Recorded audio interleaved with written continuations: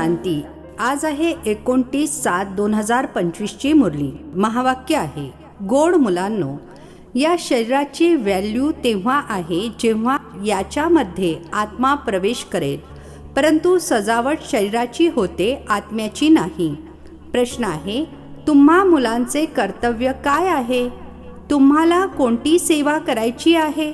उत्तर आहे, तुमचे कर्तव्य आहे आपल्या हमजिन्सना अर्थात बरोबरीच्यांना नरापासून नारायण, नारीपासून लक्ष्मी बनण्याची युक्ती सांगणे. तुम्हाला आता भारताची खरी रुहानी सेवा करायची आहे. तुम्हाला ज्ञानाचा तिसरा नेत्र मिळाला आहे, तर तुमची बुद्धी आणि आचरण अतिशय रिफाईन अर्थात शुद्ध असले पाहिजे. कशातही जरा देखील मोह नसावा. गीत आहे, नयनहीनको राह दिखाओ. ओम शांती. डबल ओम शांती. तुम्हा मुलांनी रिस्पॉन्स केला पाहिजे. ओम शांती. आपला स्वधर्म आहे शांती. तुम्ही आता शांतीसाठी थोडेच कुठे जाल? मनुष्य मनाच्या शांतीसाठी साधू संतांकडे देखील जातात ना. आता मन बुद्धी तर आहेत आत्म्याचे ऑर्गन्स. जसे हे शरीराचे ऑर्गन्स आहेत तसे मन, बुद्धी आणि चक्षु. आता चक्षु जसे हे नेत्र आहेत तसे ते चक्षु नाहीत. म्हणतात, हे प्रभू, नयनहीनको राह बताओ. आता प्रभू किंवा ईश्वर म्हटल्याने तसा पित्याच्या प्रेमाचा अनुभव येत नाही. पित्याकडून तर मुलांना वारसा मिळतो. इथे तर तुम्ही बाबांच्या समोर बसला आहात, शिकता देखील. तुम्हाला कोण शिकवतात? तुम्ही असे म्हणणार नाही की परमात्मा किंवा प्रभू शिकवत आहेत. तुम्ही म्हणाल शिवबाबा शिकवत आहेत. बाबा शब्द तर एकदम सिंपल आहे. आहेत देखील बाप दादा. आत्म्याला आत्माच म्हटले जाते. तसेच तेही परम आत्मा आहेत. ते म्हणतात, मी परम आत्मा अर्थात परमात्मा तुमचा पिता आहे. मग मज परम आत्म्याचे ड्रामा अनुसार नाव ठेवले आहे शिव. ड्रामामध्ये सर्वांचे नाव देखील पाहिजे ना. शिवाचे मंदिर देखील आहे. भक्ती मार्गवाल्यांनी तर एकाऐवजी अनेक नावे ठेवली आहेत आणि मग अनेकानेक मंदिरे बनवत राहतात. वस्तू एकच आहे. सोमनाथाचे मंदिर किती भव्य आहे, किती सजवतात. महाल इत्यादींची देखील किती सजावट करतात. आत्म्याची तर काहीच सजावट नाही. तसेच परम आत्म्याची देखील सजावट नाहीये. ते तर बिंदू आहेत. बाकी जी काही सजावट आहे ती शरीरांची आहे. बाबा म्हणतात, ना माझी सजावट आहे ना आत्म्यांची सजावट आहे. आत्मा आहेच बिंदू. इतकी छोटी बिंदी तर काही पार्ट बजावू शकत नाही. ती छोटीशी आत्मा शरीरामध्ये प्रवेश करते तर शरीराची किती प्रकारे सजावट होते. मनुष्यांची किती नावे आहेत. किंग क्वीनची सजावट कशी असते. आत्मा तर साधी बिंदू आहे. आता तुम्ही मुलांनी हे देखील समजले आहे. आत्माच ज्ञान धारण करते. बाबा म्हणतात, माझ्यामध्ये देखील ज्ञान आहे ना. शरीरामध्ये थोडेच ज्ञान असते. मज आत्म्यामध्ये ज्ञान आहे. मला हे शरीर घ्यावे लागते तुम्हाला ऐकविण्यासाठी. शरीराशिवाय तर तुम्ही ऐकू शकणार नाही. आता हे गाणे जे बनवले आहे, नयनहीनको राह बताओ, काय शरीराला मार्ग सांगायचा आहे? नाही, आत्म्याला. आत्माच बोलावते. शरीराला तर 2 नेत्र आहेत, 3 तर असू शकत नाहीत. तिसऱ्या नेत्राचा इथे अर्थात मस्तकामध्ये तिलकसुद्धा लावतात. कोणी फक्त बिंदूप्रमाणे लावतात, कोणी रेघ ओढतात. बिंदू तर आहे आत्मा. बाकी ज्ञानाचा तिसरा नेत्र आत्म्याला मिळतो. आत्म्याला पहिले हा ज्ञानाचा तिसरा नेत्र नव्हता. कोणत्याही मनुष्य मात्राला हे ज्ञान नाही आहे, म्हणून ज्ञान नेत्रहीन म्हटले जाते. बाकी हे नेत्र तर सर्वांना आहेत. साऱ्या दुनियेमध्ये कोणालाही हा तिसरा नेत्र नाही आहे. तुम्ही आहात सर्वोत्तम ब्राह्मण कुळाचे. तुम्ही जाणता भक्ती मार्ग आणि ज्ञान मार्गामध्ये किती फरक आहे. तुम्ही रचता आणि रचनेच्या आदी मध्य अंताला जाणून चक्रवर्ती राजा बनता. जसे ICS वाले देखील खूप उच्च पद प्राप्त करतात, परंतु इथे शिक्षणाद्वारे कोणीही MP इत्यादी बनत नाहीत. इथे तर चुनाव होतात, मतदानावर MP इत्यादी बनतात. आता तुम्हा आत्म्यांना बाबांचे श्रीमत मिळते. इतर कोणीही असे म्हणणार नाही की मज आत्म्याला मत देतात. ते तर सर्व आहेत देह अभिमानी. बाबाच येऊन देही अभिमानी बनणे शिकवतात. आता सर्व आहेत देह अभिमानी. माणसे शरीराला किती थाटात ठेवतात. इथे तर बाबा आत्म्यांनाच बघतात. शरीर तर विनाशी, वर्थ नॉट अ पेनी आहे. प्राण्यांची तर निदान कातडी इत्यादी तरी विकली जाते. मनुष्याचे शरीर तर काहीच उपयोगात येत नाही. आता बाबा येऊन वर्थ पाऊंड बनवत आहेत. तुम्ही मुले जाणता की आता आपण देवता बनत आहोत. तर हा नशा चढलेला राहिला पाहिजे. परंतु हा नशा देखील नंबरवार पुरुषार्थानुसार राहतो. संपत्तीचा देखील नशा असतो ना. आता तुम्ही मुले खूप धनवान बनता. तुमची खूप कमाई होत आहे. तुमची महिमा देखील अनेक प्रकारची आहे. तुम्ही फुलांचा बगीचा बनवता. सतयुगाला म्हटले जाते गार्डन ऑफ फ्लॉवर्स. याचे कलम केव्हा लागते हे देखील कोणाला ठाऊक नाही आहे. तुम्हाला बाबा समजावून सांगतात, बोलावतात देखील, हे बागवान या. त्यांना माळी म्हणता येणार नाही. माळी तुम्ही मुले आहात जे सेंटर्स सांभाळतात. माळी अनेक प्रकारचे असतात. बागवान एकच आहे. मुघल गार्डनच्या माळ्याला पगार देखील तितकाच जास्त मिळत असेल. बगीचा असा सुंदर बनवतात की सर्वजण पाहण्यासाठी येतात. मुघल लोक खूप शौकीन होते. त्यांची पत्नी मेली तर ताजमहाल बनवला. त्याचे नाव चालत येते. किती चांगले चांगले यादगार बनवले आहेत. तर बाबा सांगत आहेत, मनुष्याची किती महिमा होते. मनुष्य तर मनुष्य आहेत. युद्धामध्ये असंख्य मनुष्य मरतात. मग काय करतात? घासलेट पेट्रोल टाकून नष्ट करतात. कोणी तर असेच पडून राहतात. पुरून थोडेच टाकतात. काहीच मान नसतो. तर आता तुम्हाला किती नारायणी नशा चढला पाहिजे. हा आहे विश्वाचा मालक बनण्याचा नशा. सत्यनारायणाची कथा आहे तर जरूर नारायणच बनाल. आत्म्याला ज्ञानाचा तिसरा नेत्र मिळतो. देणारे आहेत बाबा. तिजरीची कथा देखील आहे.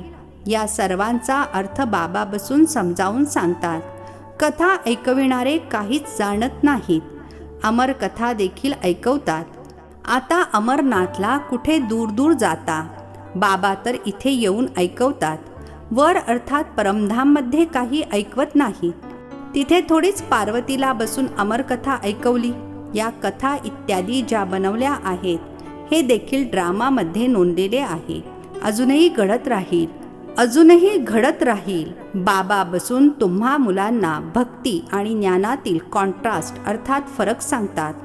आता तुम्हाला ज्ञानाचा तिसरा नेत्र मिळाला आहे. म्हणतात ना, हे प्रभू आंधळ्यांना मार्ग दाखवा. भक्ती मार्गामध्ये बोलावतात. बाबा येऊन तिसरा नेत्र देतात. ज्याच्याविषयी तुमच्या व्यतिरिक्त इतर कोणालाच ठाऊक नाही आहे. ज्ञानाचा तिसरा नेत्र नसेल तर म्हणतील एका डोळ्याने आंधळा. डोळे देखील कोणाचे कसे असतात ना. कोणाचे खूप सुंदर डोळे असतात. मग त्यानुसार इनाम देखील मिळते आणि मग नाव ठेवतात मिस इंडिया, मिस फलानी. तुम्हा मुलांना आता बाबा कोणापासून कोण बनवतात. तिथे तर नॅचरल ब्युटी अर्थात नैसर्गिक सौंदर्य असते. श्रीकृष्णाची इतकी महिमा का आहे? कारण सर्वात जास्त ब्युटिफुल बनतात. नंबर 1 मध्ये कर्मातीत अवस्थेला प्राप्त करतात. म्हणून नंबर 1 मध्ये गायन आहे. हे देखील बाबा बसून समजावून सांगतात. बाबा वारंवार सांगतात, मुलांनो मनमना भव. हे आत्म्यांनो आपल्या पित्याची आठवण करा. मुलांमध्ये देखील नंबरवार आहेत ना. लौकिक पित्याला देखील समजा 5 मुले आहेत तर त्यामध्ये जो खूप हुशार असेल त्याला नंबर 1 वर ठेवतील. माळेचा मळी झाला ना, म्हणतील हा दुसरा नंबर आहे, हा तिसरा नंबर आहे. कधीही एकसारखे नसतात. पित्याचे प्रेम देखील नंबरवार असते. ती आहे हदची गोष्ट. ही आहे बेहदची गोष्ट. ज्या मुलांना ज्ञानाचा तिसरा नेत्र मिळाला आहे त्यांची बुद्धी आणि वर्तन इत्यादी खूप रिफाईन अर्थात शुद्ध असते. एक किंग ऑफ फ्लॉवर असतो, तर हे ब्रह्मा आणि सरस्वती किंग क्वीन फ्लॉवर झाले. ज्ञान आणि आठवण दोन्ही मध्ये हुशार आहेत. तुम्ही जाणता आपण देवता बनतो. मुख्य 8 रत्न बनतात. सर्वप्रथम आहे फूल, नंतर मग युगलमणी, ब्रह्मा सरस्वती. माळेचा जप करतात ना, वास्तविक तुमचे पूजन नाही आहे, तर जप केला जातो. तुमच्यावर फुले वाहू शकत नाही. फुले तेव्हा वाहिली जातील जेव्हा शरीर देखील पवित्र असेल. इथे कोणाचेही शरीर पवित्र नाही. सर्व विषातून अर्थात विकारातून जन्म घेतात, म्हणून विकारी म्हटले जाते. या लक्ष्मी नारायणाला म्हटलेच जाते संपूर्ण निर्विकारी. मुले तर जन्म घेत असतील ना, असे पण नाही की ट्यूबमधून कोणी मूल जन्माला येईल. या देखील सर्व समजून घेण्यासारख्या गोष्टी आहेत. तुम्हा मुलांना इथे 7 दिवस भट्टीमध्ये बसवले जाते. भट्टीमध्ये काही विटा पूर्ण भाजल्या जातात, काही कच्च्या राहतात. भट्टीचे उदाहरण देतात. आता विटांच्या भट्टीचे शास्त्रांमध्ये थोडेच वर्णन असू शकते, आणि मग त्यामध्ये मांजराची देखील गोष्ट आहे. गुलबकावलीच्या कथेमध्ये देखील मांजरीच्या नावाचा उल्लेख आहे. दिव्याला विझवत होती. तुमचे देखील हेच हाल होतात ना. माया मांजर विघ्न टाकते, तुमच्या अवस्थेलाच खाली पाडते. पहिल्या नंबरचा आहे देह अभिमान, त्यानंतर मग इतर विकार येतात. मोह देखील खूप असतो. मुलगी म्हणेल मी भारताला स्वर्ग बनविण्याची रुहानी सेवा करणार. मोहवश आई वडील म्हणतात आम्ही परवानगी देणार नाही. हा देखील किती मोह आहे. तुम्हाला मोहाचे मांजर किंवा बोका बनायचे नाहीये. तुमचे एम ऑब्जेक्ट हे आहे. बाबा येऊन मनुष्यापासून देवता, नरापासून नारायण बनवतात. तुमचे देखील कर्तव्य आहे आपल्या हमजिन्सची अर्थात बरोबरीच्यांची सेवा करणे, भारताची सेवा करणे. तुम्ही जाणता आपण काय होतो, काय बनलो आहोत. आता राजांचाही राजा बनण्यासाठी पुन्हा पुरुषार्थ करा. तुम्ही जाणता आपण आपले राज्य स्थापन करत आहोत. काही त्रासाची गोष्ट नाहीये. विनाशासाठी देखील ड्रामामध्ये युक्ती रचलेली आहे. पूर्वी देखील मुसळांद्वारे अर्थात मिसाईल्सद्वारे युद्ध झाले होते. जेव्हा तुमची पूर्ण तयारी होईल, सर्वजण फूल बनाल, तेव्हा विनाश होईल. कोणी किंग ऑफ फ्लॉवर आहेत, कोणी गुलाब, कोणी मोगरा आहेत. प्रत्येकजण स्वतःला चांगल्या रीतीने समजू शकतो की आपण धोत्रा आहोत की फूल आहोत. असे बरेच आहेत ज्यांना ज्ञानाची काहीच धारणा होत नाही. नंबरवार तर बनतील ना, एक तर एकदम हायेस्ट, नाही तर एकदम लोएस्ट. राजधानी इथेच बनते. शास्त्रांमध्ये तर दाखवले आहे पांडव वितळून मेले. मग पुढे काय झाले काहीच ठाऊक नाही. कथा तर खूप बनवल्या आहेत, परंतु अशी काही गोष्टच नाही आहे. आता तुम्ही मुले किती स्वच्छ बुद्धी बनता. बाबा तुम्हाला विविध प्रकारे समजावून सांगत राहतात. किती सोपे आहे. फक्त बाबांची आणि वारशाची आठवण करायची आहे. बाबा म्हणतात मीच पतित पावन आहे. तुमची आत्मा आणि शरीर दोन्ही पतित आहेत. आता पावन बनायचे आहे. आत्मा पवित्र बनते तर शरीर देखील पवित्र बनते. आता तुम्हाला खूप मेहनत करायची आहे. बाबा म्हणतात मुले खूप कमजोर आहेत.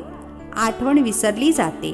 बाबा अर्थात ब्रह्मा बाबा स्वतः आपला अनुभव सांगतात. भोजन करत असताना आठवण करतो, शिवबाबा मला भरवत आहेत, आणि मग विसरून जातो. मग पुन्हा लक्षात येते. तुमच्यामध्ये देखील नंबरवार पुरुषार्थानुसार आहेत. कोणी तर बंधनमुक्त असताना देखील मग अडकतात आणि मरतात. धर्माची अर्थात मानलेली देखील मुले बनवतात. आता तुम्हा मुलांना ज्ञानाचा तिसरा नेत्र देणारे बाबा मिळाले आहेत. याला मग नाव दिले आहे तिजरीची कथा, अर्थात तिसरा नेत्र प्राप्त होण्याची कथा. आता तुम्ही नास्तिकपासून आस्तिक बनता. मुले जाणतात बाबा बिंदू आहेत, ज्ञानाचा सागर आहेत. ते अर्थात दुनियावाले तर म्हणतात नावारूपापासून न्यारे आहेत. अरे ज्ञानाचा सागर तर जरूर ज्ञान ऐकविणारे असतील ना. यांचे रूप देखील लिंग दाखवतात. मग त्यांना नावारूपापासून न्यारा कसे म्हणता. शेकडो नावे ठेवली आहेत. हे सर्व ज्ञान मुलांच्या बुद्धीमध्ये चांगल्या रीतीने राहिले पाहिजे. म्हणतात देखील परमात्मा ज्ञानाचे सागर आहेत. साऱ्या जंगलाला कलम बनवा तरी देखील अंत होऊ शकत नाही. अच्छा, गोड गोड खूप खूप वर्षांनंतर भेटलेल्या मुलांप्रती मातपिता बापदादांची प्रेमपूर्वक आठवण आणि सुप्रभात. आत्मिक पित्याचा आत्मिक मुलांना नमस्ते. आम्हा आत्मिक मुलांचा आत्मिक पित्याला नमस्ते. धारणेसाठी मुख्य सारांश आहे. पहिला पॉइंट आहे, आता आपण बाबांद्वारे वर्थ पाऊंड बनलो आहोत. हम सो देवता बनणारे आहोत. याच नारायणी नशेमध्ये राहायचे आहे. बंधनमुक्त बनून सेवा करायची आहे. बंधनांमध्ये अडकायचे नाहीये. दुसरा पॉइंट आहे, ज्ञान योगामध्ये हुशार बनून मातपित्या समान किंग ऑफ फ्लॉवर बनायचे आहे आणि आपल्या हमजिन्स अर्थात बरोबरीच्यांची देखील सेवा करायची आहे. आजचे वरदान आहे, आपल्या सर्व खजिन्यांना अन्य आत्म्यांच्या सेवेमध्ये लावून सहयोगी बनणारे सहज योगी भव. आपल्या सर्व खजिन्यांना अन्य आत्म्यांच्या सेवेमध्ये लावून सहयोगी बनणारे सहज योगी भव. स्पष्टीकरण आहे, सहज योगी बनण्याचे साधन आहे नेहमी आपल्या संकल्पाद्वारे, वाणीद्वारे आणि प्रत्येक कार्याद्वारे विश्वातील सर्व आत्म्यांप्रती सेवाधारी समजून सेवेमध्ये सर्व काही लावायचे आहे. जो काही ब्राह्मण जीवनामध्ये शक्तींचा, गुणांचा, ज्ञानाचा किंवा श्रेष्ठ कमाईच्या समयाचा खजिना बाबांद्वारे प्राप्त झालेला आहे तो सेवेमध्ये लावा. अर्थात सहयोगी बना तर सहज योगी बनाल. परंतु सहयोगी तेच बनू शकतात जे संपन्न आहेत. सहयोगी बनणे अर्थात महादानी बनणे.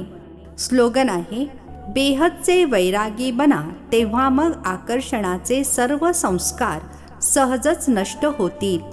बेहदचे वैरागी बना तेव्हा मग आकर्षणाचे सर्व संस्कार सहजच नष्ट होतील. अव्यक्त इशारे, संकल्पांची शक्ती जमा करून श्रेष्ठ सेवेच्या निमित्त बना. ज्याप्रमाणे आपल्या स्थूल कार्याच्या प्रोग्रामला दिनचर्येप्रमाणे सेट करता, असेच आपल्या मनसा समर्थ स्थितीचा प्रोग्रॅम सेट करा तर संकल्प शक्ती जमा होत जाईल. आपल्या मनाला समर्थ संकल्पांमध्ये बिझी ठेवाल तर मनाला अपसेट होण्यासाठी वेळच मिळणार नाही. मन नेहमी सेट अर्थात एकाग्र असेल तर स्वतःच चांगली व्हायब्रेशन्स पसरतात, सेवा होते. अच्छा, ओम शांती. नवनवीन मराठी व्हिडिओज प्राप्त करण्यासाठी सबस्क्राईब करा मराठी गॉडलीवूड चॅनलला.